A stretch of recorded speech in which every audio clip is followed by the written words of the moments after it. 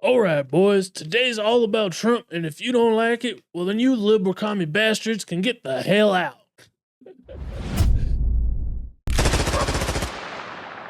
Yesterday, as I'm sure you already know, all of America dodged a bullet, not just Trump. Civil war is just one shot away, and that shot was about 1 inch away from actually doing a job. So just thank God that Trump turned his head at that last second because, man, we just avoided forking into an extremely dangerous timeline.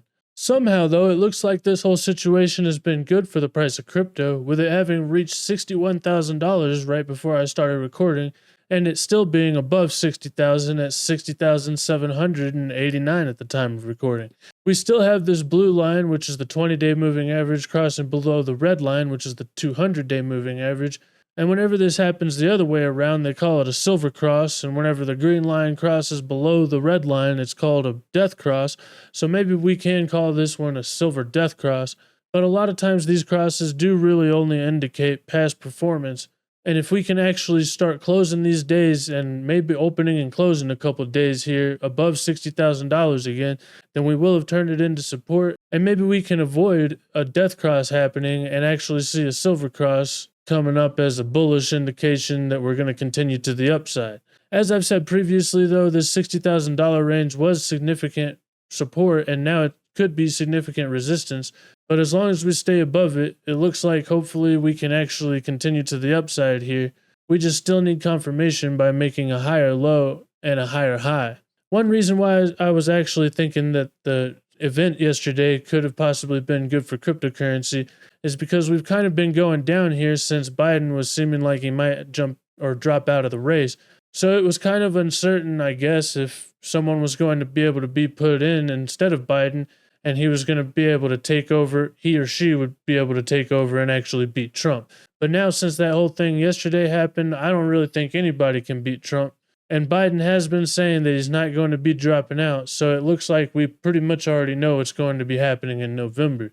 The way I see it, Trump is basically going to win if he's alive, and if he ends up dead, well, then there's going to be a civil war. Even whenever Trump does win, if he is still alive at that time, then we still might go into a civil war because the left is probably going to do some kind of rioting again.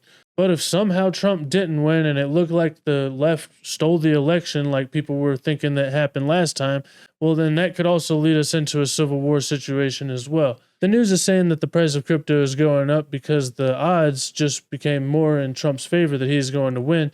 And with Biden and the Democrats seeming like they're being anti-crypto recently, and Trump obviously being pro-crypto with him saying that he is, if Trump does win, then that's obviously going to be better for cryptocurrency. And that whole thing yesterday just made it a whole bunch more likely that he was going to win and that crypto can continue to the upside. Before I continue, I just want to say rest in peace to a hero, a father, and a firefighter.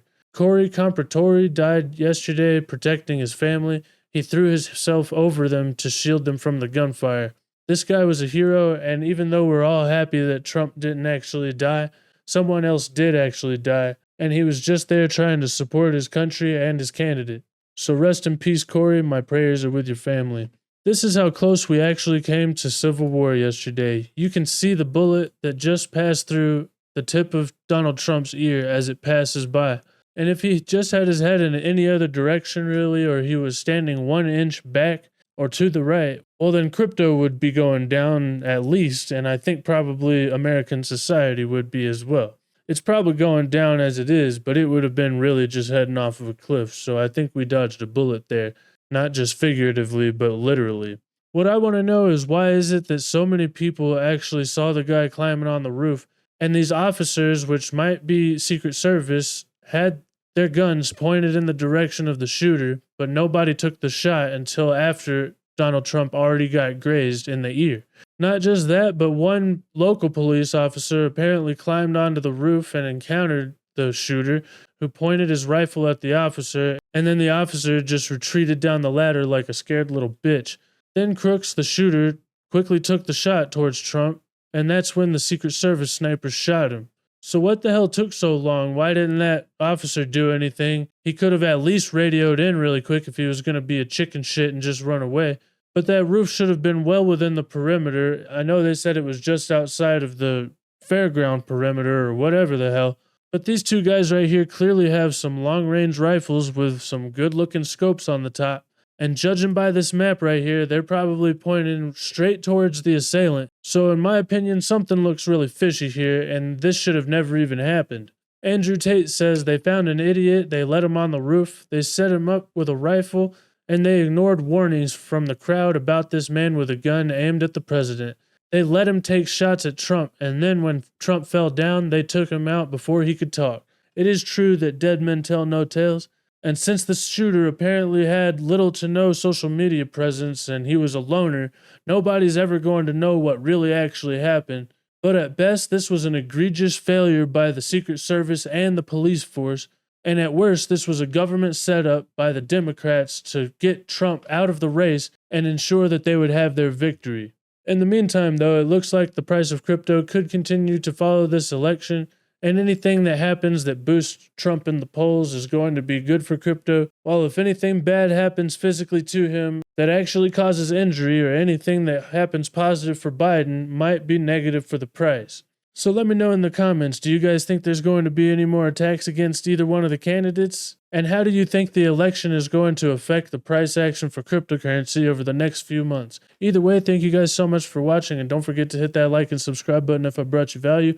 But most importantly, don't forget to do only good every day, and I'll see you guys next time. Bye.